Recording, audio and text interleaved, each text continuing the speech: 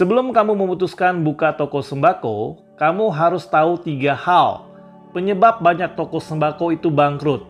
Jadi bisa buat pelajaran buat kamu agar tidak mengalami hal ini.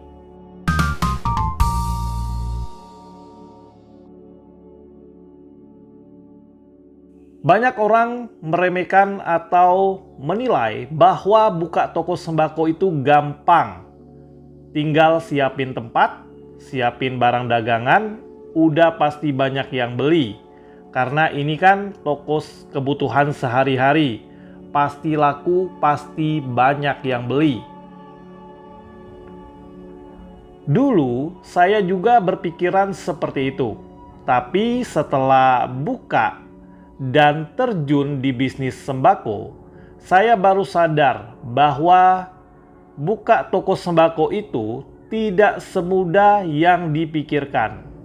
Dan banyak kendala-kendala yang terjadi, dan bila kendala ini tidak kamu atasi dengan baik, maka bisnis toko sembako kamu tidak akan bertahan lama atau bangkrut. Ada 3 hal yang biasanya terjadi dan harus bisa kamu atasi dengan baik sebelum membuka toko sembako. Yang pertama, pastikan toko kamu bersih dan terbebas dari tikus.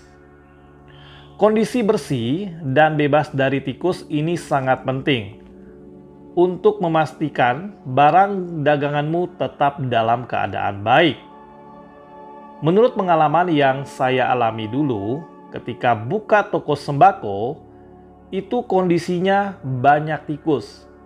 Jadi setiap saya membuka toko di pagi hari, ada saja barang-barang yang rusak digigitin tikus. Seperti mie instan, biskuit, dan terkadang telur pun pecah beberapa butir.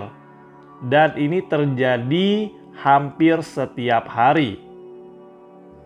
Yuk, saya ajak kamu membahas atau membedah lebih mendetail. Mie instan, 1 kardus isi 40 bungkus. Kalau 1 hari digigitin 1 bungkus saja, dalam 10 hari sudah 10 bungkus yang hilang dan sudah pasti rugi. Bila modal per bungkusnya 2.500, sudah 25.000. Dan itu saya mencontohkan 1 bungkus. Terkadang digigitin tikus lebih dari 1 bungkus per hari. Biskuit. Biskuit itu paling murah, modalnya 5.000. Digigitin 1 aja per hari selama 10 hari, sudah rugi 50.000. Belum lagi telur dan lain-lain. Jadi sebelum kamu buka toko sembako, kamu harus pikirkan hal ini. Dan pastikan kios atau tokomu bersih dan terbebas dari tikus. 2. Tanggal kadaluarsa produk. Pada saat kamu berbelanja produk ke supplier, kamu harus pastikan bahwa tanggal kadaluarsa produk yang akan kamu jual itu masih lama. Dan untuk awal, jangan stok banyak-banyak. Karena kita belum tahu apakah toko kita rame atau tidak. Atau produk tersebut laku dijual atau tidak. Dan jangan Anda berpikir dengan pemikiran Anda sendiri. Misalkan, produk yang Anda jual kecap. Kecap semua orang pasti pakai. Dan pasti laku, jadi stok harus banyak. Kalau stok banyak, laku banyak, untungnya pun pasti banyak. No. Dulu saya juga gitu. Untuk awal, kita harus lihat pasar dan penjualan atas produk itu. Bagus atau tidak. Kalau kamu stok banyak, misalkan saya contohkan 10 karton, dan nggak laku, dan masa kadaluarsanya habis, udah deh, rugi besar deh kamu.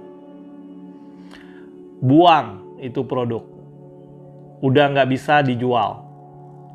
Jadi untuk awal, ambil 1 karton juga udah cukup. Bila penjualannya bagus, kamu bisa stok 2 karton. Dan ini pun harus bertahap, jangan terburu-buru stok banyak. Lihat situasi dan kondisi penjualan atas produk tersebut. Kendala yang ketiga adalah hutang piutang. Yang namanya toko sembako pasti ada yang ngutang.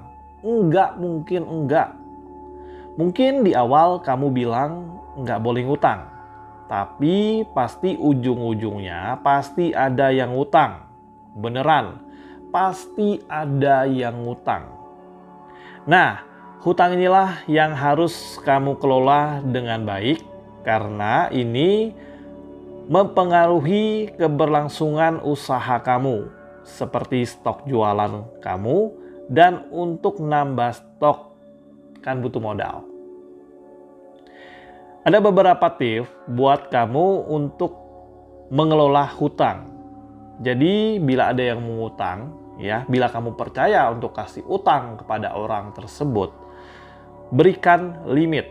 Misalkan limitnya 50.000. Kalau lewat dari 50.000, udah nggak bisa ngutang. Harus bayar dulu, baru bisa ngutang lagi. Kalau bisa, limitnya jangan terlalu besar. Terus, terkadang ada juga yang minta bayarnya pas gajian. Baru bayar, ya. Ada yang seperti itu. Bila kamu memang sudah percaya sama orang tersebut, kamu boleh beri bulanan atau bayar bulanan. Tapi harganya atau harga produk bisa kamu naikkan dari harga normal, hitung-hitung uang nunggu ya, atau uang nungguin lah untuk bayar utang sebulan itu kan lumayan lama ya.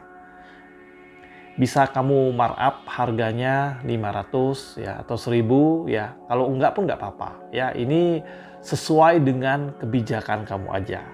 Tapi kamu harus ingat, harus ada batasan limit.